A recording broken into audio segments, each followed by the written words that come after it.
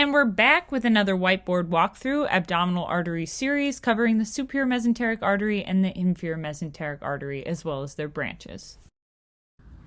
Good morning. This video is going to cover the superior mesenteric artery and the inferior mesenteric artery. I'm going to do an overview of the organs that those arteries supply, and then I'm going to get into their actual branches on this side. So yes, there is an overview of organs at the beginning of this video. If you're not interested in that, just skip to the part where I put a check mark where I start talking about the SMA and the IMA.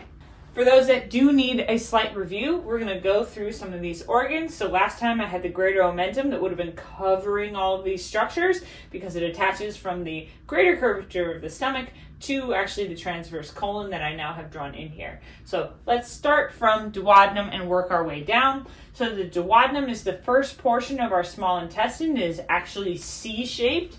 So it kind of goes like this. I know that's not exactly a C, but it is somewhat C-shaped.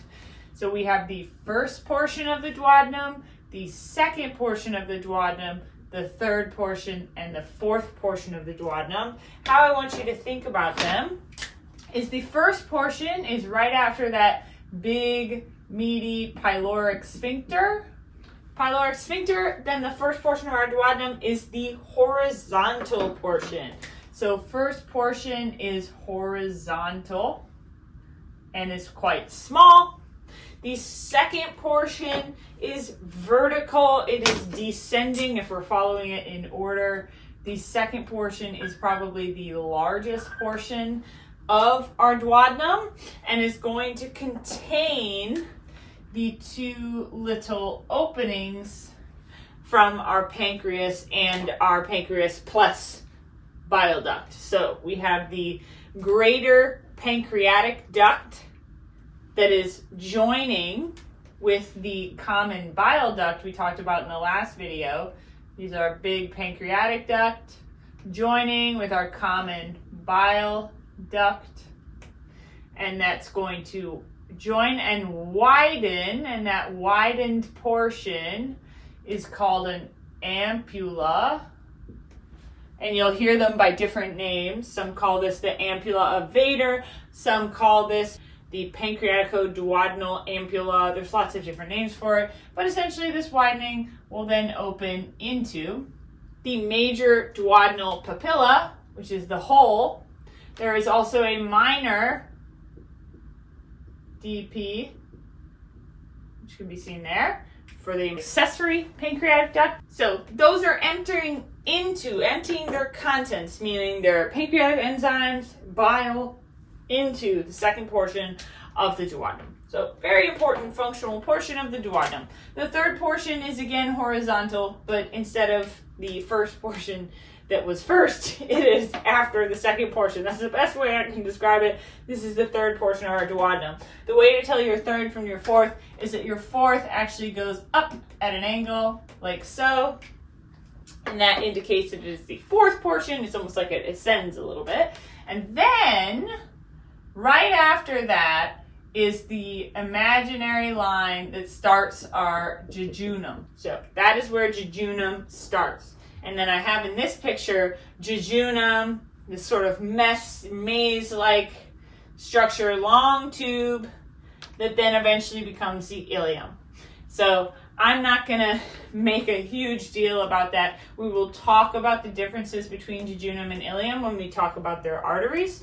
But essentially, jejunum is the portion of the small intestine that is closest to the duodenum, whereas ileum is the portion of the small intestines that is closest to the large intestines and has a junction with it. So this is the ileum. This is what's called the ileocecal junction because this is the cecum, and the cecum is the first portion of the large intestines or colon. Colon and large intestine are the same thing. So the first portion of the colon is called the cecum. It's where we typically find the appendix, although you'll figure out later, or you already may know, that the appendix can really grow on any part of this side of the colon most commonly. Sometimes it even grows in the opposite part. Anything can happen during development. It's kind of crazy. Anyway, but the typical appendix is found in this lower right-hand quadrant. So this is the cecum, the start of the large intestines, Then the portion of the large intestines that goes up is aptly called the ascending colon. Then we make a turn and start running transversely, and that is known as the transverse colon that traverses, horizontally slices across the body. It covers up some of our foregut organs. But right here where we make the turn, we have a name for that turn. It's flexing, if you will. It's making a flexure. That's a turn. So this is a flexure, and it goes by two names.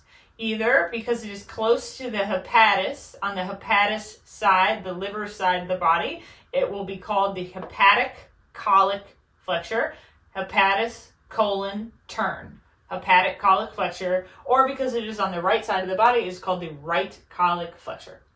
So the right colic flexure happens, then we are looking at the transverse colon. Then we have another turn, and it is also a flexure. So we have on this side of the body, the spleen, and we are also on the left side of the body. So this is the splenic colic flexure, or the splenic flexure, also known as the left colic flexure.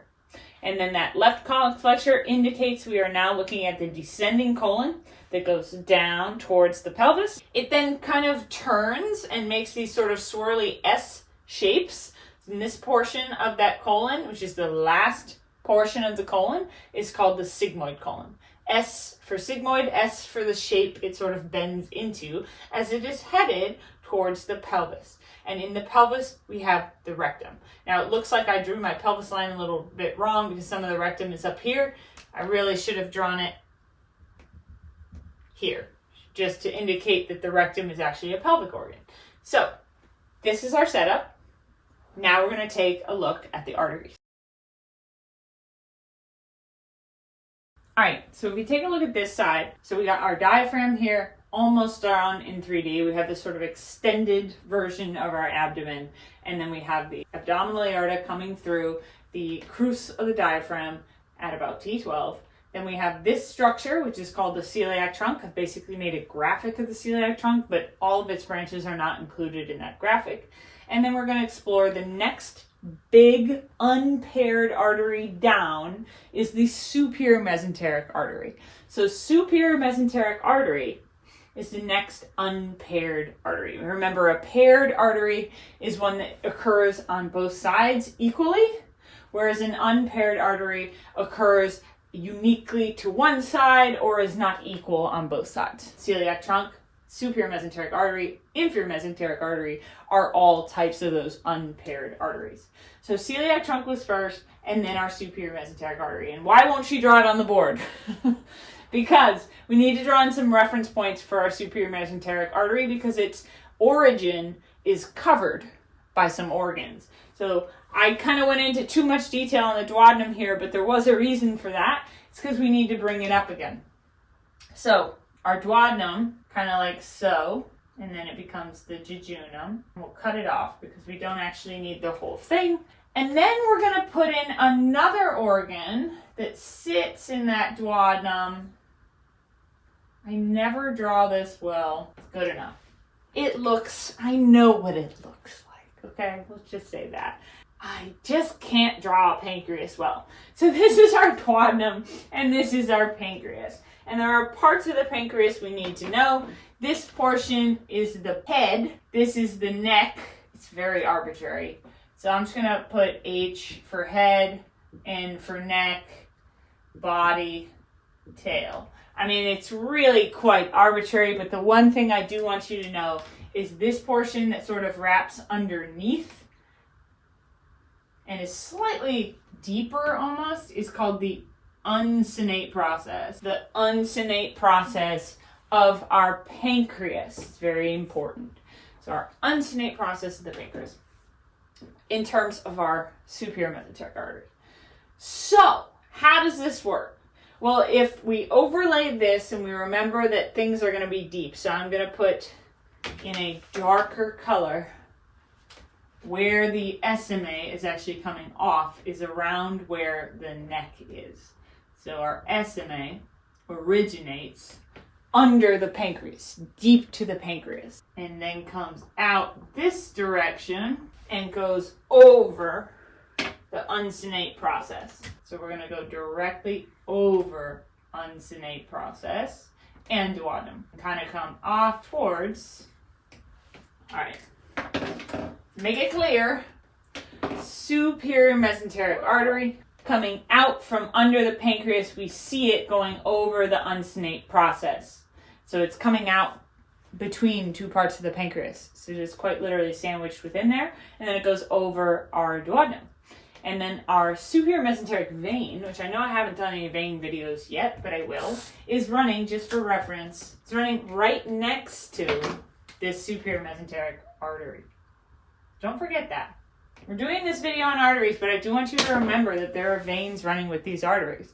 These veins don't drain into the IVC. These are digestive veins, so they're going to go through the portal venous system first, then back into the IVC. But this is our superior mesenteric vein. So a lot of times we're going to shorthand this to SMA for the artery and SMV for the vein. So that's superior mesenteric artery and superior mesenteric vein coming out on top of the unsnate process, but under the neck of the pancreas, which means this collapsible structure, the vein, can be affected by like a pancreatic cancer that would squish or occlude this vein and back up venous drainage, essentially. Something to think about. Also, the relationship of these vessels to the duodenum is important because if anything happens to those vessels, they can compress the duodenum because like a vein that has very thin walls, the duodenum is made mostly of smooth muscle and connective tissue and is a tube that is very much collapsible. So you could press on that tube and cause a different problem.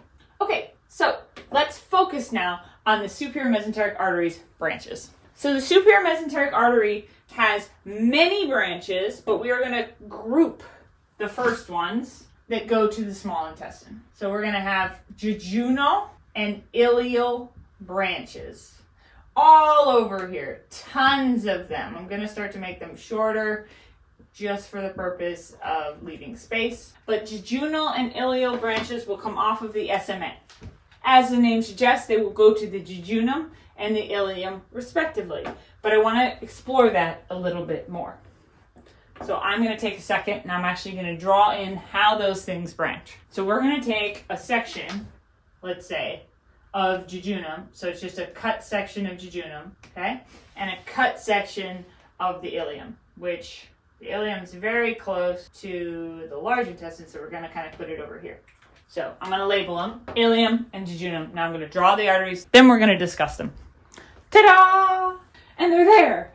So remember, these would be coming off multiple different jejunal and ileal branches, and as the jejunal and ileal branches branch through the mesentery, so that sort of connective tissue layer carries lots of nerves, carries lots of blood vessels, including arteries and veins. And there would be veins mimicking this exact structure, running in the opposite direction flow-wise, but exactly mimicking this structure I drew for the arteries that are draining into the superior mesenteric vein. So just to remind yourself that there are veins here as well. We're just drawing the arteries because it's really easy. Once you learn the arteries, you can assume the veins are mimicking them, just running in the opposite direction.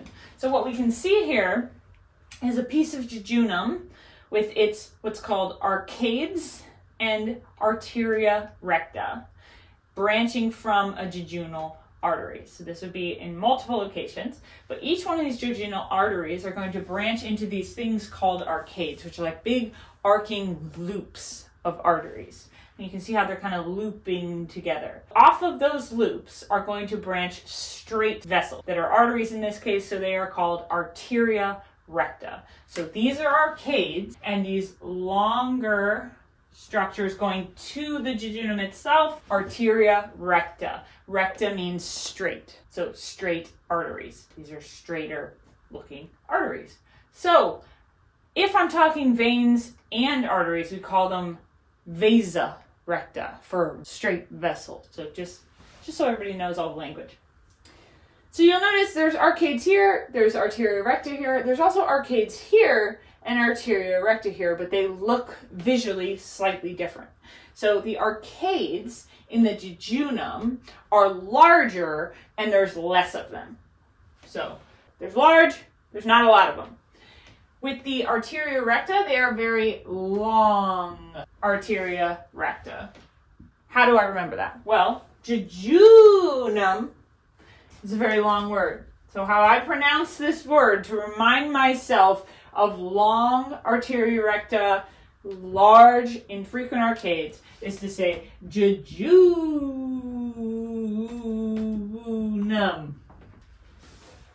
Lots of U's. To remind myself that the arteria recta are long in comparison to the arteria recta for the ilium. Notice how fast and short I can say ilium. Short arteria recta. Short arteria recta, small but frequent. Many arcades. Small, but lots of loops. Short arteria recta. Ilium. Jejunum. Ilium. Jejunum. That's how I tell them apart. That's how I remember. Why does this matter? Because it's very hard to identify jejunum versus ilium without seeing these arteries in comparison to each other. Because the jejunum and the ilium look very similar. They're almost impossible to distinguish. So you have to go off of not just one thing, but always two things. So the first thing I would remember is that if this jejunum is tagged, and I can trace with my eyes, or my hands if you're allowed to touch, back to duodenum pretty quickly, it's more likely jejunum, because jejunum is closer to duodenum. So that's one thing that tells jejunum apart. The second thing that tells me it's jejunum, not ilium, is it has long arteria recta and sparse but large arcades. So those are like my clues to tell me it's most likely jejunum. Versus ilium, way far away from the duodenum, much closer to the cecum, which is the large intestine, actually connects to the cecum. So if I can find the cecum and trace back, and it's tagged relatively close to the cecum, it's more likely ilium. And then if I need to double check, I look for short arteria recta. Now they have to be dissected out in order for you to use this as an actual thing that helps you tell what they are. And that means you have to do the dissection of the mesentery to help yourself on the test. This is where I'm always like, the more you dissect, the better for you, since the test you are getting if you are having a practical in your course is going to be on the bodies that you use every day. The more dissection done, the better for you. The more people that dissect out their mesentery, so we can actually see this stuff, the better chance you have of identifying it. So, little side note, but also pretty important. So that's how we tell jejunum and ilium apart based on their arteria recta. Now in the next portion, I'm going to move to the rest of the branches of our superior mesenteric artery, which mostly go to the colon. So I'm going to have to erase some of the labels I did, but of course you can always rewind. Okay, so I'm going to try to keep this in the picture. It may have to go, and that's okay. We'll say goodbye to it when it does. I'm going to extend this ilium just a little bit longer, and we're going to add in now the start of our large intestine. So the start of our large intestine is called the cecum, and then we go up, and that is our ascending colon. Then we have our transverse colon, covers up some of our structures. Then we turn and descend. I'm going to have to erase the jejunum. Sorry, jejunum. Then we descend. Then we get crazy. We start making loops, and then we sort of mellow out into the rectum. All right, so we have our colon here. That's as much of it I'm going to draw out. Remember, it's on top of these other structures. That's why we normally don't have it in the pictures. And we have our colon here. And the last thing we need is the appendix, which is going to come off where it normally comes off, which is going to be off of the cecum. Normal is relative, though. So just remember that.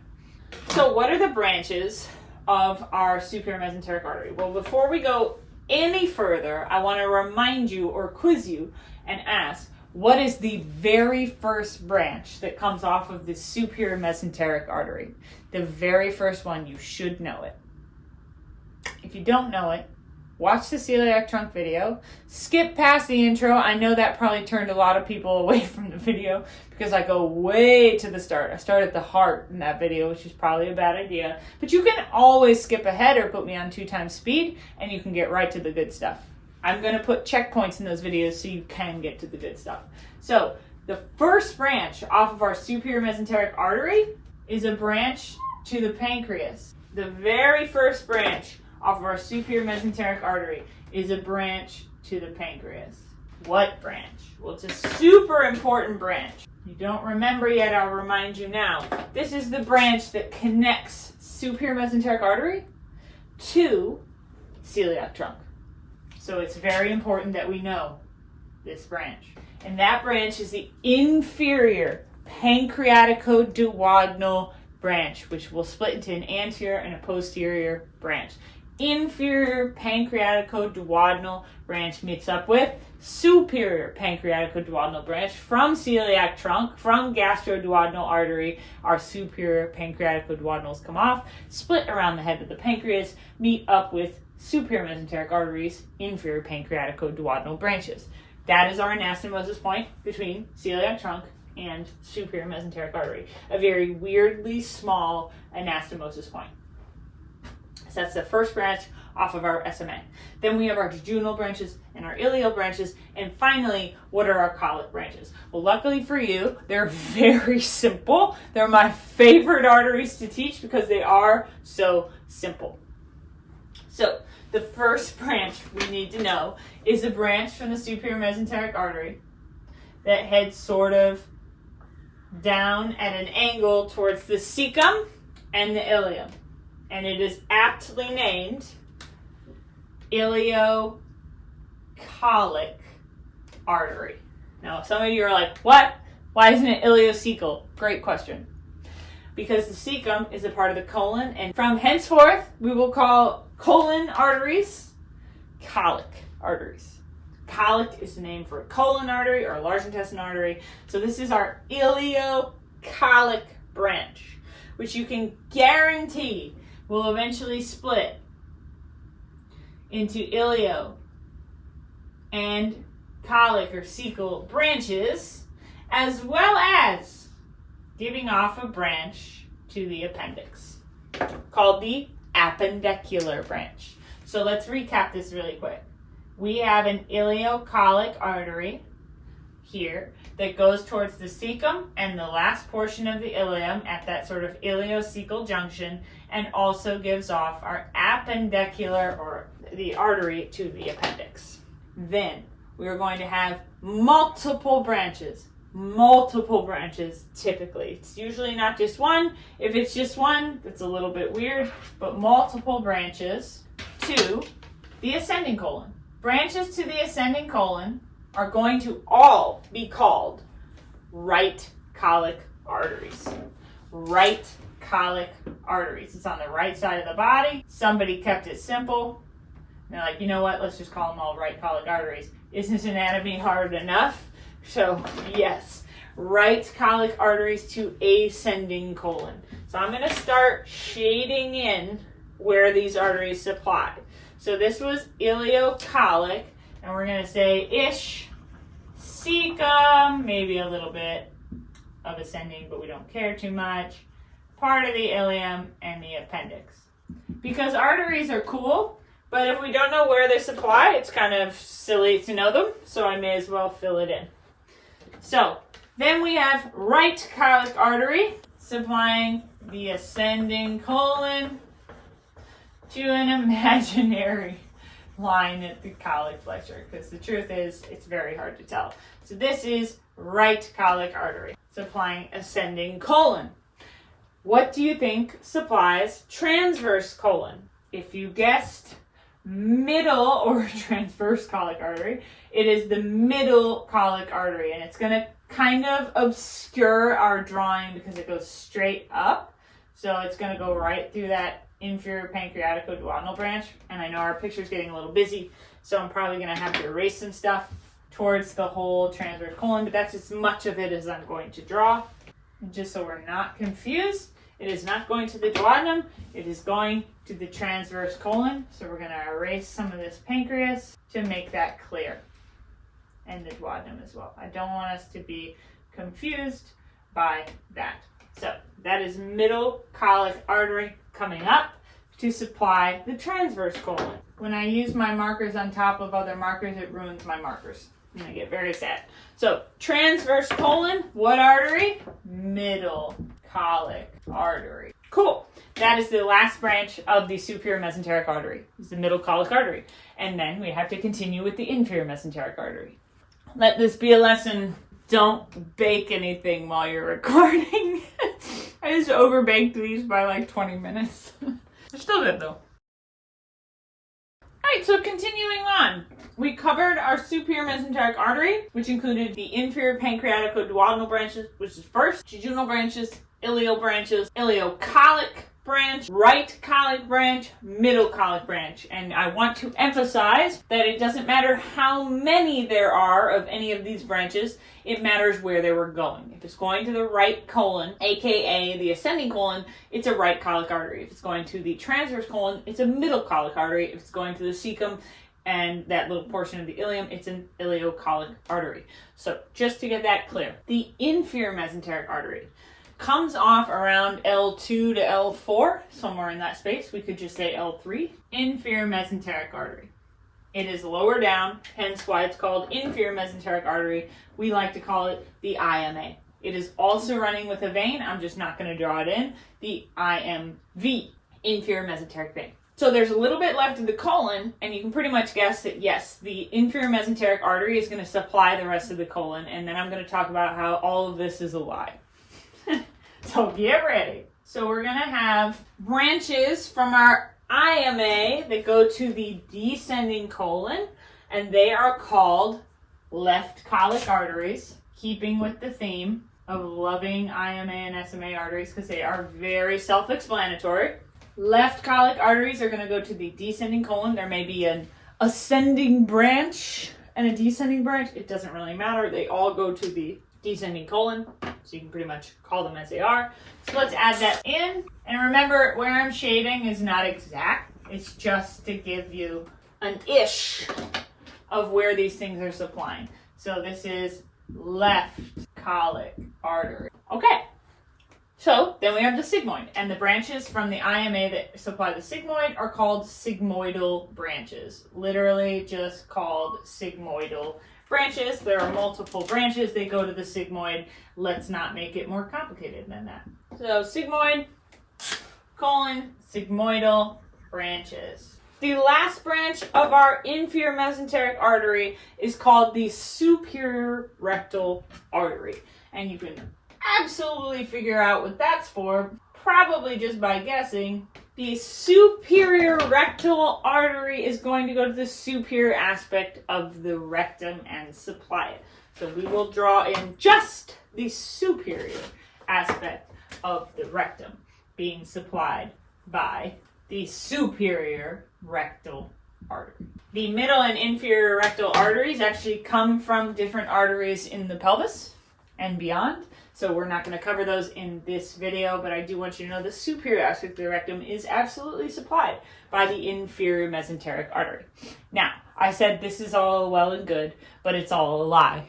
What did I mean by that? Well, let me add in a structure I have not put in the picture that we need to make it complete.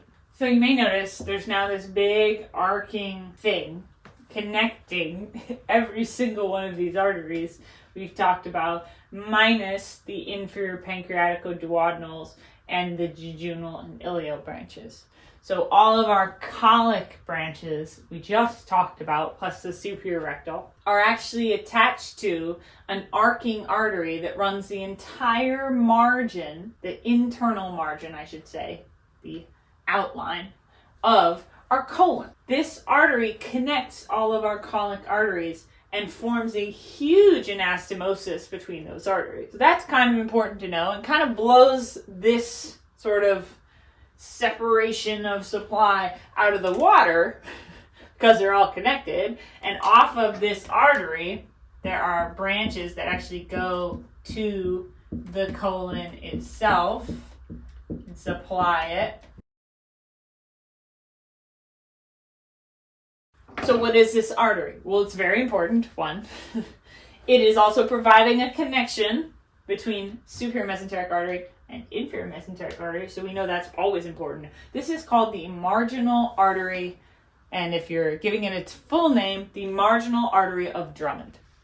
So it runs the entire margin of the colon and connects all of these arteries together. Now, when you are in class and when you are getting tested, no one cares about these portions of the marginal artery. Why? Because surgically, it matters the direct connection point.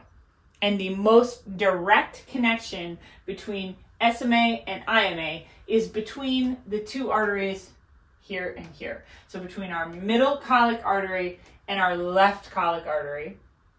This portion of the marginal artery is typically what people test on, because this is the direct connection point between SMA, middle colic, and IMA, left colic, that is the connection between those two large vessels. So this is a very important portion of the marginal artery. In some lectures, this is the only part they'll talk about.